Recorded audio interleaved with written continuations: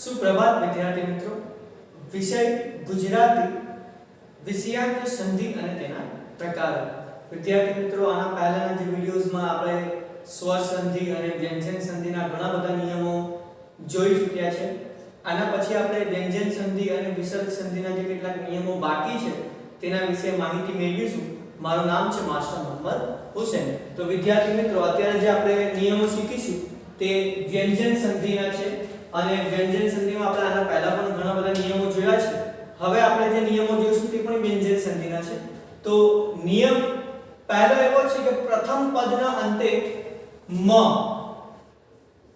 શું આવવું જોઈએ પ્રથમ પદ એટલે કે જે પહેલું પદ છે મમ તેના અંતે તમે જોઈ શકો છો મ આપવામાં આવેલો છે અને પછી કોઈ પણ વ્યંજન હોય એના પછી કોઈ પણ વ્યંજન હોય ગ હોય મ હોય ચ હોય છ હોય જે કોઈ પણ વ્યંજન હોય તો મ ની આગળના વર્ણપદ એટલે કે આની જે આગળનો જે વર્ણ આપવામાં આવ્યો છે તેની ઉપર અનુસ્વાર આવે છે અનુસ્વાર એટલે કે જેને આપણે ચંદ્રબિંદી પણ કહીએ છીએ જે હંમેશા વર્ણની ઉપર લખવામાં આવે છે કે વંશ તો તમે જોઈ શકો છો આ ચંદ્રબિંદી છે અથવા તો અનુસ્વાર છે તો આ જે મ હોય પહેલા પદના અંતે અને બીજા પદમાં કોઈ પણ વ્યંજન હોય કે વર્ણ હોય તો શું થશે આ જે મ છે તે ડાયરેક્ટ અહીંયા આવી જશે અને અનુસ્વાર બની જશે આપણે ઉદાહરણ જોઈએ તો મમ પ્લસ ગલ તો અહીંયા તમે જોઈ શકો છો અનુસ્વાર આવી ગયું છે મંગલ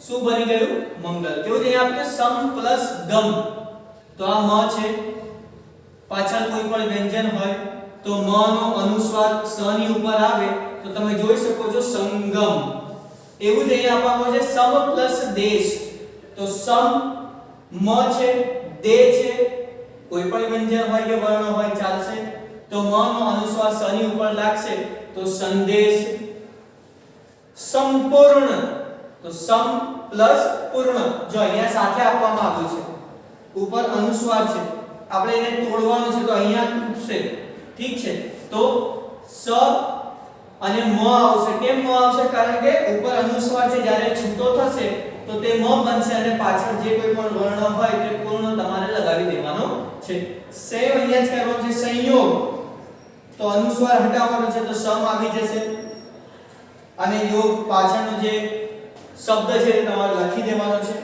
પછી છે સંબોધન તો અહીંયા જે છે તે સ છેલ્લો છે સ ની ઉપર અનુસ્વાર છે છૂટો પાડશો એટલે કે મ બનશે તો સમ પ્લસ બોધન તો આવી રીતે જ્યારે અનુસ્વાર પૂછાતા હોય ત્યારે તમારે આ નિયમો યાદ રાખવાના છે કે મ હોય છેલ્લો વર્ણ પહેલા શબ્દનો અને પછી કોઈ પણ વ્યંજન કે વર્ણ હોય તો આ જે મ છે તે તેની આગળના વર્ણની ઉપર અનુસ્વાર બનશે તો અહીંયા આપણે જેટલા ઉદાહરણ જોયા છે તે અહીંયા છે હવે આપણે આના આગળના નિયમ તરફ વધી અને જોઈએ કે કયો નિયમ આવે છે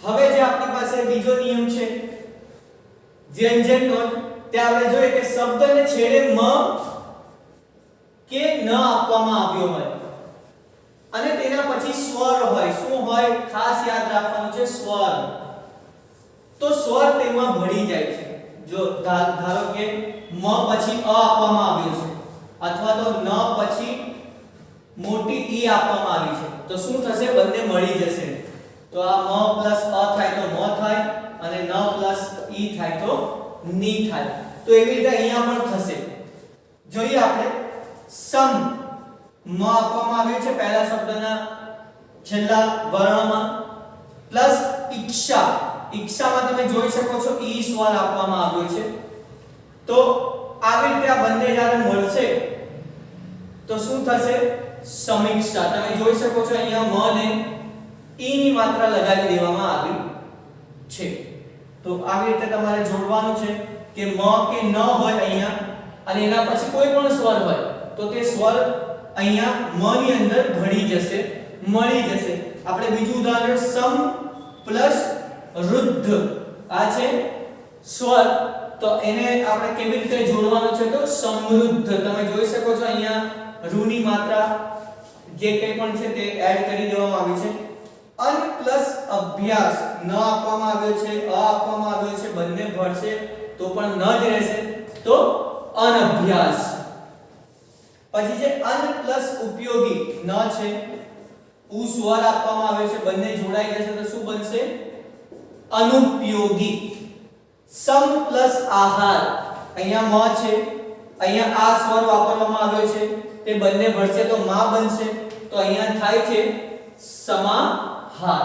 તો આ રીતે તમારે નિયમ યાદ રાખવાનો છે કે મ પછી કોઈ પણ સ્વર હોય કે ન પછી કોઈ પણ સ્વર હોય તો તે બંને ભળી જશે અને જે પરિવર્તન આવશે તે તમારી સમક્ષ છે. તો આ રીતે તમારે આ નિયમ પણ તમે સમજી ચૂક્યા હશો. હવે આપણે જે આની અંદર જે આના આગળના નિયમો છે તેની વાત કરીએ અને જોઈએ કયા બીજા નિયમો વ્યંજનની અંદર આવે છે.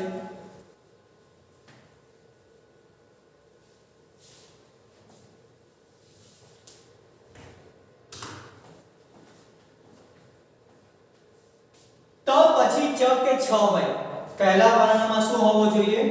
ત. અને તેના પછી શું હોવું જોઈએ? ચ કે છ હોવો જોઈએ. તો ત કે ચ નો શું થઈ જશે? વ્યંજન બેવડાય છે. બેવડાય એટલે કે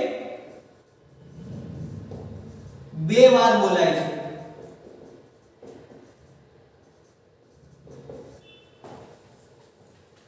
આપણે ઉદાહરણ દ્વારા સમજીએ કે ત છે પહેલા શબ્દનો છેલ્લો વર્ણ અને તેના પછી ત કે ચ હોવો જોઈએ. જો અહીંયા ચ આપવામાં આવ્યો છે તો આ ત શું થઈ જશે? બે વાર બોલાશે, પરંતુ શેમાં બોલાશે? ચ કે છ માં જ બોલાશે. તો આપણે અહીંયા એનું જોડાણ જોઈએ તો ઉચ્ચાર. જો તમે અહીંયા ચ અને ચા બે વાર ચ આવે છે, ચ બેવડાય છે એટલે કે બે વાર બોલાય છે. તેવી જ રીતે અહીંયા આપણે પહેલા આ ઉદાહરણ સમજીએ છ વાળું, કારણ કે ત્યાં નિયમ શું કહે છે કે ત કે છ હોય તો એ બેવડાય છે. ક્યારે? જ્યારે આગળમાં ત હોવો જોઈએ. તો ઉત પ્લસ છેદન, તો તમે જોઈ શકો છો અહીંયા ઉચ્છેદન. તો આવી રીતે તમે અહીંયા સમજી શકો છો. અહીંયા ત છે, ત પછી ચ આપવામાં આવે છે તો એ પણ બેવડાશે, તો ઉચ્ચાલન. પછી છે ઉત પ્લસ ચ, એ બંનેને જોડીએ આપણે તો શું બનશે? ઉચ્ચ. તમે જોઈ શકો છો બધી જ જગ્યા પર જે કંઈ પણ વર્ણ છે તે બેવડાય છે એટલે કે બે વાર આવે છે. અને આ નિયમ ખૂબ જ સરળ છે. ઉત પ્લસ 4 ત આગળ હોવો જોઈએ અને પાછળ ચ કે છ હોવો જોઈએ. અને જો આવું થાય છે તો ત નો ચ થાય અથવા તો વ્યંજન બેવડાય છે. તો આ તમારે ધ્યાન રાખવાનું છે કે જે કોઈ પણ વ્યંજન હોય ત અને છ માં તો ચ અને છ માં તો એ વ્યંજન બેવડાશે અથવા તો ત નો ચ થઈ જાય છે. જો અહીંયા તમે જોયું હશે કે આ છે પરંતુ આગળ ત આપવામાં આવે છે, અહીંયા ચ થઈ ગયો છે. નિયમ આપણો કહે છે કે ચ થશે. તેવી રીતે ઉચ્છેદન એટલે કે વર્ણ બેવડાય છે. આપણે આગળ જોઈએ.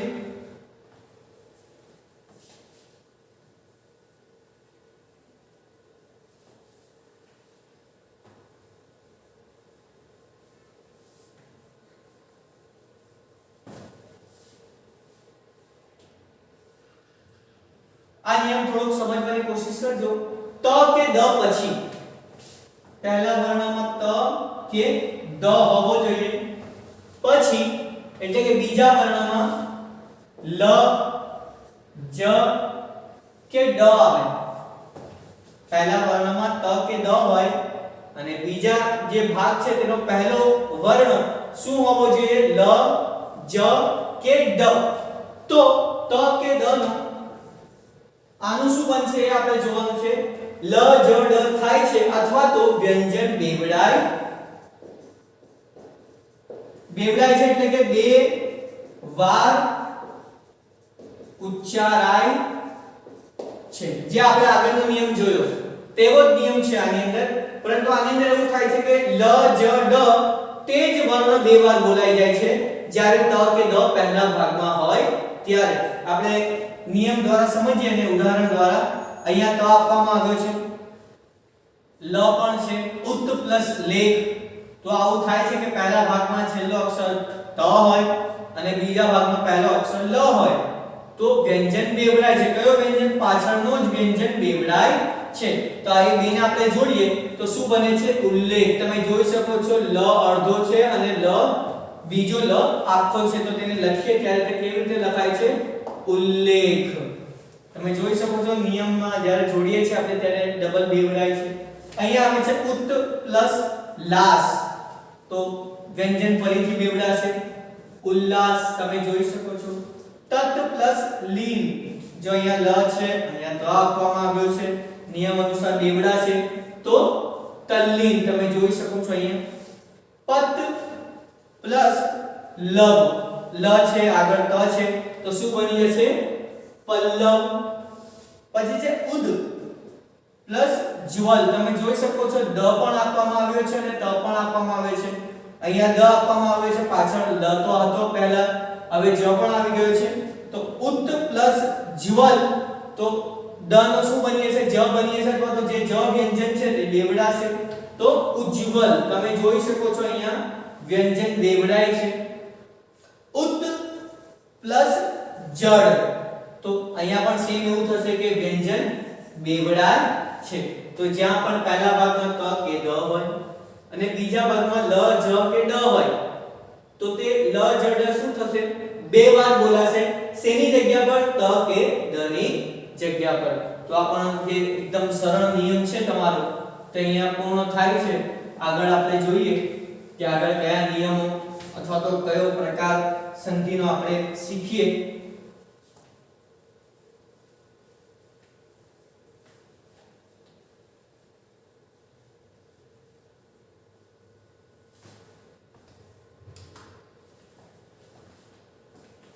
હવે આ જે નિયમ છે તે પણ ખૂબ જ સરળ નિયમ છે કે હસ્વ સ્વર પછી ચ આવે.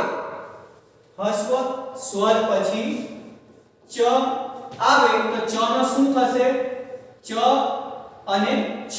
છ અડધો અને પછી છ એવું કંઈક જવાબ એનો બને છે. આપણે જોઈએ સ્વ અ જે છે તે હસ્વ સ્વર છે પાછળ ચ આવશે તો એ બંને જ્યારે જોડાશે ત્યારે શું થઈ જશે? બંનેનું ચ અને છ. તો અહીંયા આપણે એને જોડવાની કોશિશ કરીએ તો સ્વછંદ.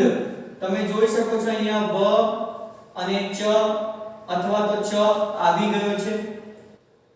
અહીંયા છે સિર પ્લસ છેદ તો અહીંયા અ ફરીથી આપવામાં આવ્યો છે, છ આપવામાં આવ્યો છે. અહીંયા તમે જોઈ શકો છો શિરચ્છેદ. અહીંયા છે પરી પ્લસ છેદ નાની ઈ ની માત્રા આપવામાં આવી છે હસ્વ ઈ. પાછળ ચ આપવામાં આવ્યો છે તો એનો જવાબ શું બને છે? પરિચ્છેદ. પછી છે પદ પ્લસ છેદ દ આપવામાં આવ્યો છે અસ્વર છે અહીંયા છ પાછળ આપવામાં આવ્યો છે તો પદચ્છેદ. તો આવી રીતે અડધો ચ અને છ જોડાય છે. અહીંયા આપણે આને થોડુંક સારી રીતે લખીએ તો સ્વચ્છંદ આવી રીતે બને છે કંઈક જેની અંદર છ અને છ તમને અડધો દેખાય છે. તો પહેલા ભાગમાં હસ્વ સ્વર હોવો જોઈએ છેલ્લો વર્ણ અને બીજા ભાગની અંદર જે કંઈક તમને આપવામાં આવ્યું છે નિયમ અનુસાર છ હોવો જોઈએ. તો જ્યારે બંને ભળી જાય તો એનો ચ અને છ અડધો બને છે. તો આ નિયમ પર તમારો અહીંયા પૂર્ણ થાય છે. આપણે આગળ બીજા નિયમો જોઈએ.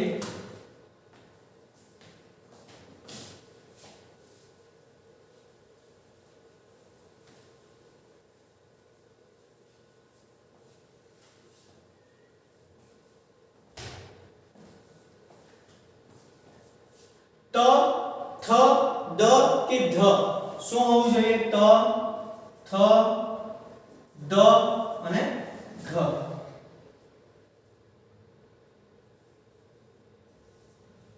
પછી જો એટલે કે જે બીજો ભાગ છે તેની અંદર સ આવે તો ત થ દ ધ નો ચ થઈ જશે. આ બધાનું શું થઈ જશે? ચ ચકલી વાળો ચ. આપણે જોઈએ કેવી રીતે થાય છે. ઉદ પ્લસ શ્વાસ. જો તમે અહીંયા દ જોઈ શકો છો દ પછી અહીંયા તમે સ જોઈ શકો છો અડધો સ લખવામાં આવ્યો છે. શ્વાસ તો આ જે દ છે તેનો શું થઈ જશે? ચ થઈ જશે. તમે જોઈ શકો છો અહીંયા ઉચ્છ્વાસ ચ અડધો રાખવામાં આવ્યો છે સ ની જગ્યા પર. પછી છે અધ પ્લસ શેર, તો ચ બની ગયો છે અહીંયા અચ્છ શેર.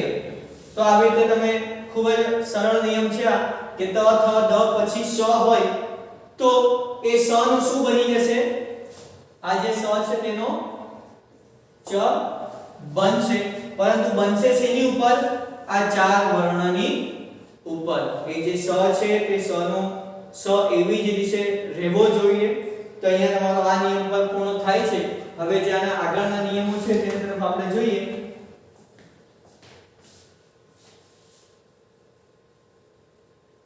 ખૂબ જ નાના નાના નિયમો છે અને સરળ નિયમો છે જે વ્યંજન સંધિ છે તેની અંદર.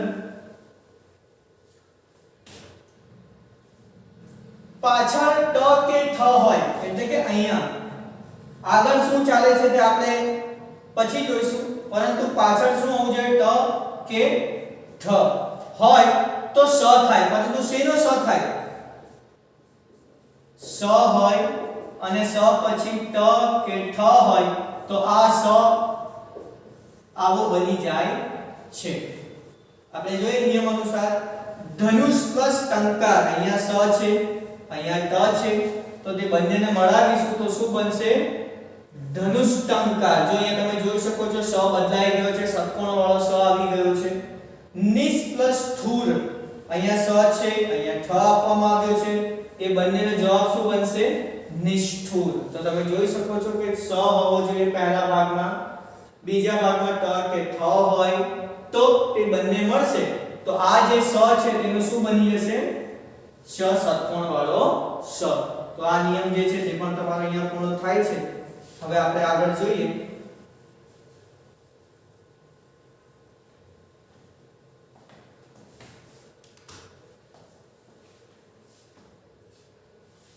પદાંતને આવેલા મ, પદાંત એટલે કે છેલ્લે તમે અહીંયા જોઈ શકો છો મ મ મ, પછી આગળ આપણે જોઈશું અંતે મ હોય ને સ્થાને તેની પૂર્વના વ્યંજન પર, એટલે કે અંતે મ આપવામાં આવેલો પાછળ કંઈ પણ હોય વધારે ધ્યાન આપવાનું નથી, પરંતુ અહીંયા મ છે તો તેની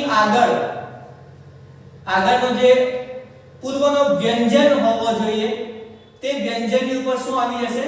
અનુસ્વાર એટલે કે ચંદ્રબિંદી. આપણે આગળ પણ આ નિયમ જોઈ ચૂક્યા છે, પરંતુ અહીંયા ને બીજી રીતે સમજાવવામાં આવ્યો છે કે કોઈક શબ્દ છે તે શબ્દના અંતે એટલે કે પહેલા શબ્દના અંતે મ હોવો જોઈએ તો શું થશે?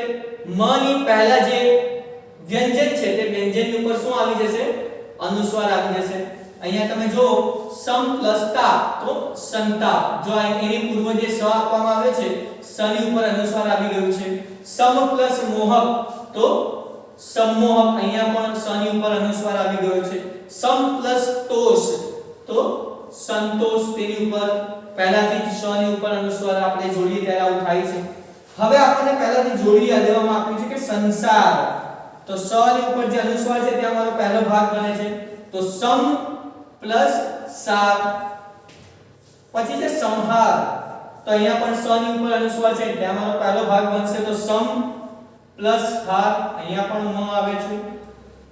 સંદેહ, અહીંયા મારો પહેલો ભાગ છૂટો પડે છે તો સમ પ્લસ દેહ. તો પહેલા ભાગનો જે છેલ્લો અક્ષર છે તે મ હોવો જોઈએ અને તેની પૂર્વે જો વ્યંજન હોય તો વ્યંજનની ઉપર શું આવી જશે? અનુસ્વાર આવી જશે.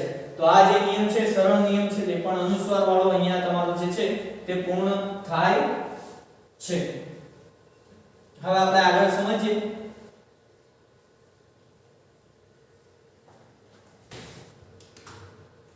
હવે આવે છે સંધિનો ત્રીજો નિયમ. ત્રીજો પ્રકાર વિસર્ગ સંધિ. આના પહેલા આપણે સ્વર સંધિ જોઈ ચૂક્યા છે, વ્યંજન સંધિ આપણે પૂર્ણ કરી દીધી છે અત્યારે, અને હવે આવે છે ત્રીજું વિસર્ગ સંધિ. તો વિસર્ગ સંધિની વ્યાખ્યા આપણે જોઈ લઈએ તો વિસર્ગ સાથે સ્વર કે વ્યંજન જોડાણથી જે સંધિ થાય છે તેને વિસર્ગ સંધિ કહેવામાં આવે છે.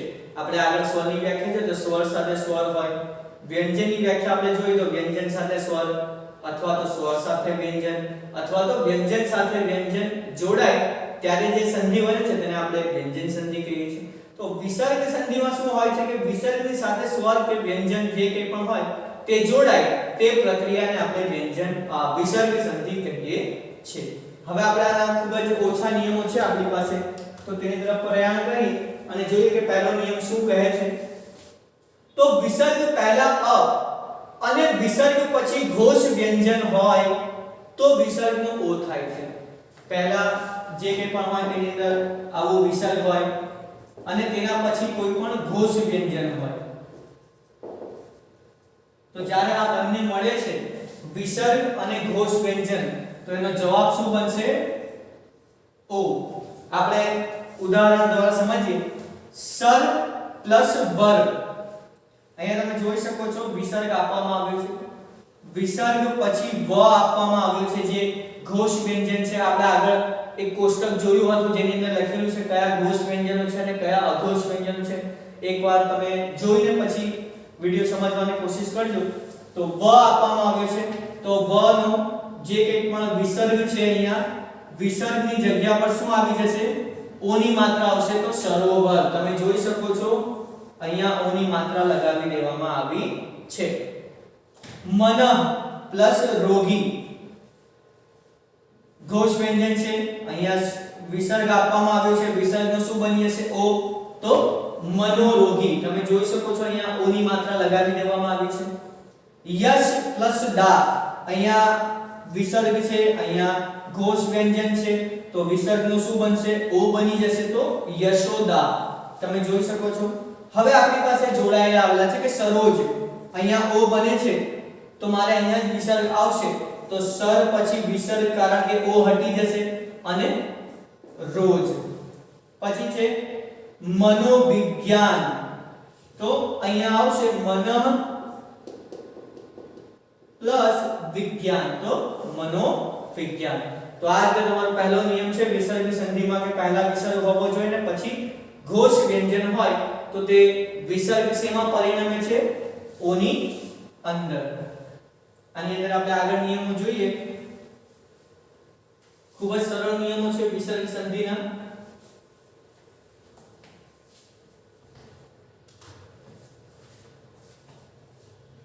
વિસર્ગ પહેલા અ કે આ સિવાયના સ્વર હોવા જોઈએ. પહેલા વિસર્ગ છે તો વિસર્ગ છે તેની પહેલા જે કોઈ પણ વર્ણ હોય અ કે આ હોવો જોઈએ નહીં. તેના સિવાય જે બીજા વ્યંજનો છે સ્વરો છે તે હોવા જોઈએ. અ કે આ હોવો જોઈએ નહીં. આ સિવાય હોય અને વિસર્ગ પછી સ્વર કે ઘોષ વ્યંજન હોય. સ્વર હોય અથવા તો ઘોષ વ્યંજન હોય તો આ બંનેનો જવાબ શું બનશે? વિસર્ગનો ર થાય છે. ર પણ કેવો છે? અડધો છે. તમે જોઈ શકો છો કે ર અડધો છે. તો જે અડધો ર છે તે હંમેશા ઉપર લાગે છે તો તે આપણે જોઈએ નિર પ્લસ દય.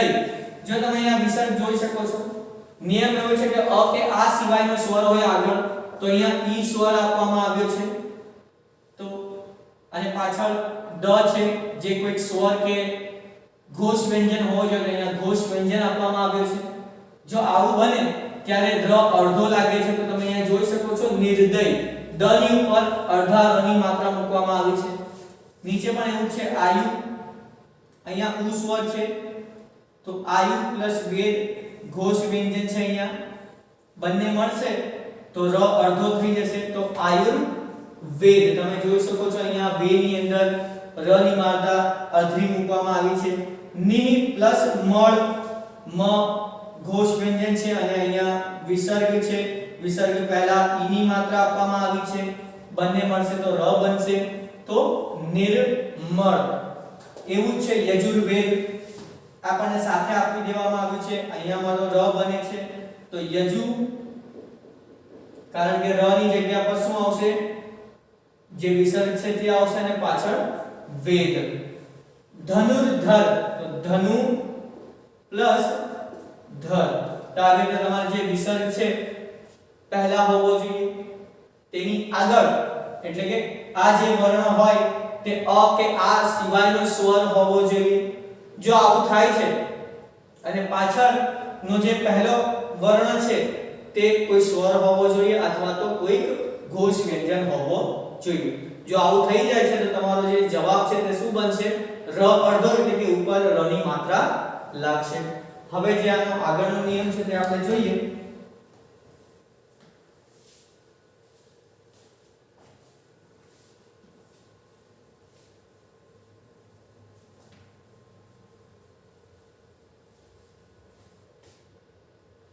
વિસર્ગ પહેલા અ કે આ સિવાયનો સ્વર હોય, જો પહેલા હતું કે અ કે આ ન હોવો જોઈએ, પરંતુ અહીંયા વિસર્ગ છે, વિસર્ગની પહેલા અ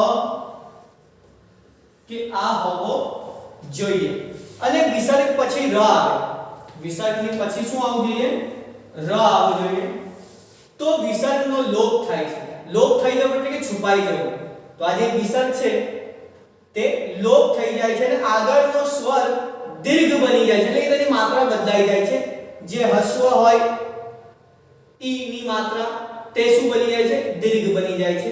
તો આવું થાય ત્યારે તમારી જે માત્રા છે તે આવી થઈ જશે, એટલે કે દીર્ઘ ઈ બની જશે. તો આપણે જોઈએ કે કયો સ્વર છે અને કેવી રીતે બને છે. અહીંયા વિસર્ગ આપવામાં આવ્યો છે. અહીંયા એક ભૂલ થાય છે આપણાથી કે અ કે આ સિવાયના સ્વર હોવા જોઈએ નહીં, એટલે કે ઈ પણ હોઈ શકે છે, ઉ પણ હોઈ શકે છે, રૂ પણ હોઈ શકે છે. તો અહીંયા આપણે જોઈએ તો વિસર્ગ છે, વિસર્ગની પહેલા ઈ ની માત્રા આપવામાં આવી છે, પરંતુ નાની એટલે કે હસ્વ ઈ આપવામાં આવી છે. પાછળ ર આપવામાં આવ્યો છે, જે આપણો નિયમ કહે છે કે પછી ર હોવો જોઈએ. તો આ વિસર્ગ છે તે છુપાઈ જશે. શું થઈ જશે? લોપ થઈ જશે, છુપાઈ જશે, એને આપણે ગાયબ કરી દેવાનું છે. અને તે વિસર્ગનો શું બની જશે? દીર્ઘ ઈ ની માત્રા એટલે કે મોટી ઈ ની માત્રા બની જશે. તમે જોઈ શકો છો નીરસ. અહીંયા જે માત્રા જે છે તે દીર્ઘ ઈ વાળી માત્રા છે. તો ત્યાં તમને જોઈ શકો છો, તમે આ સ્વર અનુસ્વાર દેખાતા નથી, સોરી વિસર્ગ દેખાતો નથી. અહીંયા પણ એવું છે ની, અહીંયા વિસર્ગ આપવામાં આવ્યો છે, પાછળ ર છે, તો નિરોગી. તમે જોઈ શકો છો ઈ ની માત્રા મોટી એટલે કે દીર્ઘ ઈ બની ગઈ છે. નિરંગ હવે આપણે અહીંયા અલગ કરવાનું છે. તો અહીંયા જે છે તે તમારો પહેલો ભાગ બનશે. અહીંયા દીર્ઘ ઈ આપેલી છે, તેને આપણે પહેલા તો શું કરવાની છે? હસ્વ ઈ કરવાની છે અને પછી સ્વર લગાવી દેવાનો છે. અને પાછળનો જે શબ્દ છે તે એવો જ રહેશે, નિરંગ.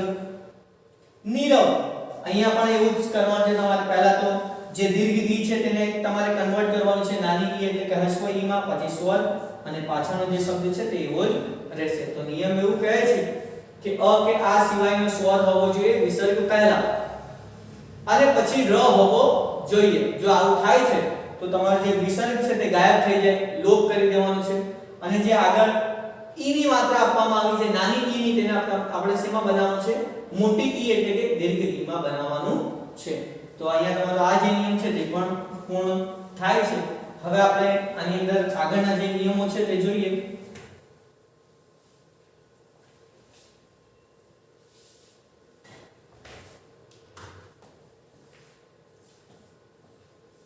વિસર્ગ પહેલા અ, આ કે ઈ હોય. નિયમ શું કહે છે કે પહેલા વિસર્ગ હોવો જોઈએ. વિસર્ગ પહેલા અ, આ કે ઈ હોવો જોઈએ. અને વિસર્ગ પછી એટલે કે આની પછી ચ કે છ હોય, ચ હોય કે છ હોય. જો આવું થાય છે તો આ જે વિસર્ગ છે તે શું બની જાય છે? સ. આટલી વસ્તુ તમારે યાદ રાખવાની છે કે પહેલા વિસર્ગ હોવો જોઈએ. વિસર્ગ પહેલા આ, અ કે ઈ સ્વર હોય તો, અને પછીના ભાગમાં ચ કે છ હોય તો આ જે વિસર્ગ છે તે શ બને છે. હવે કેવી રીતે શ બને છે? તો આપણે અર્ધો સ નો ઉપયોગ કરવાનો છે. તો નિસ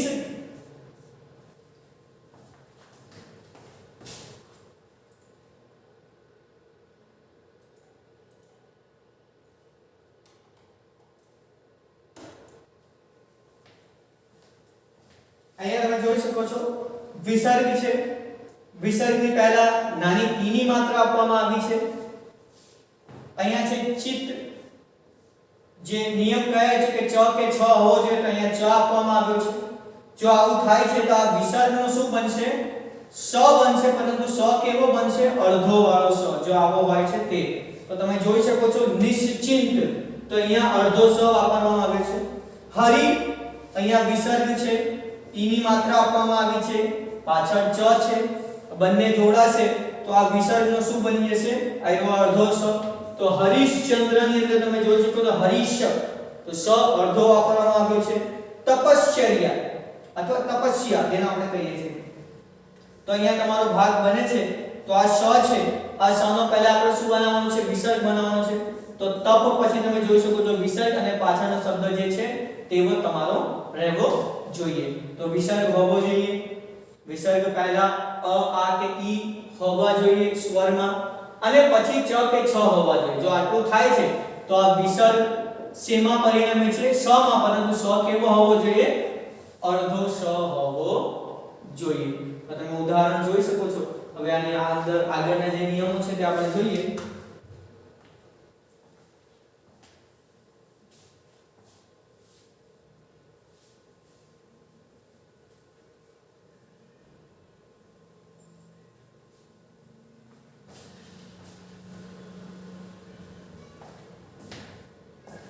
તો વિદ્યાર્થી મિત્રો, હવે આપણે જે આપણો છેલ્લો નિયમ છે, સંધિની અંદર વિસર્ગ સંધિમાં અને ટોટલ સંધિમાં પણ ગણીએ તો આપણો છેલ્લો નિયમ છે, વિસર્ગ પહેલા અ કે આ સિવાયનો સ્વર હોવો જોઈએ. વિસર્ગ છે, વિસર્ગની પહેલા અ કે આ હોવા જોઈએ નહીં. તેના સિવાય જેટલા સ્વરો છે તે હોય તો ચાલશે. અને વિસર્ગ પછી, એટલે કે આ વિસર્ગ છે, વિસર્ગ પછી શું હોવું જોઈએ? ત કે થ હોય તો આ જે વિસર્ગ છે તે શું બની જશે? સ બનશે, પરંતુ સ કેવો? અડધો.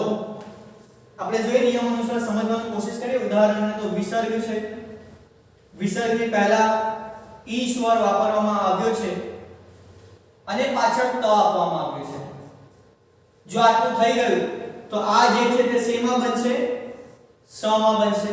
તો વિ પ્લસ ત્રુત, એટલે કે એનો જવાબ શું બનશે? વિસ્તૃત. તમે જોઈ શકો છો સ અડધો બની ગયો છે અહીંયા. પછી છે વિ, અહીંયા પર સ્વર છે, અહીંયા થ આપવામાં આવ્યો છે. તો આ જે વિસર્ગ છે તે શું બનશે? સ અડધો. કેવી રીતે બને છે? વિસ્થાપિત. તમે જોઈ શકો છો અહીંયા. અને એક જોડીને આપવામાં આવ્યું છે પ્રસ્થાન, તેને આપણે છૂટા કરવાનું છે. તો સ ની જગ્યા પર પહેલા શું મૂકી દેવાનું છે? વિસર્ગ જે છે અને પછી પાછળનો શબ્દ જે છે થાન, એને એવી રીતે રાખવાનું છે. તો નિયમ શું કહે છે? કે વિસર્ગ હોવો જોઈએ. વિસર્ગની પહેલા અ કે આ સિવાય કોઈ પણ સ્વર હોય તો ચાલશે. અ કે આ હોવો જોઈએ નહીં. અને પછી ત કે થ હોવો જોઈએ. જો આટલું થાય છે તો વિસર્ગ શું બની જશે? અડધો સ. સસલા વાળો સ. તો વિદ્યાર્થી મિત્રો, હું આશા રાખું છું કે અત્યારે આપણે જેટલા પણ નિયમો જોયા અને આની પહેલા પણ આપણે જેટલા નિયમો જોયા, સ્વર સંધિ હોય, વ્યંજન સંધિ હોય કે વિસર્ગ સંધિ હોય, તે બધા જ નિયમો તમને સારી રીતે સમજમાં આવી ગયા હશે એવી હું આશા રાખું છું. અને જેટલા પણ નિયમો છે તેના ઉદાહરણો છે તે બધા જ તમારે તમારી નોટબુક, ગુજરાતીની નોટબુકની અંદર લખીને રાખવાના છે. તમને અત્યારે પણ કામ લાગશે અને આગળ જો તમે કોઈ સ્પર્ધાત્મક પરીક્ષાઓ આપો છો તેની અંદર પણ આ બધા જ નિયમો તમને કામ લાગશે. તો વિદ્યાર્થી મિત્રો, અહીંયા આપણે અટકીએ છીએ. આના પછી જે કંઈ પણ ગુજરાતી ગ્રામરનો ટોપિક હશે તેના વિશે આપણે ડિસ્કસ કરીશું. આભાર.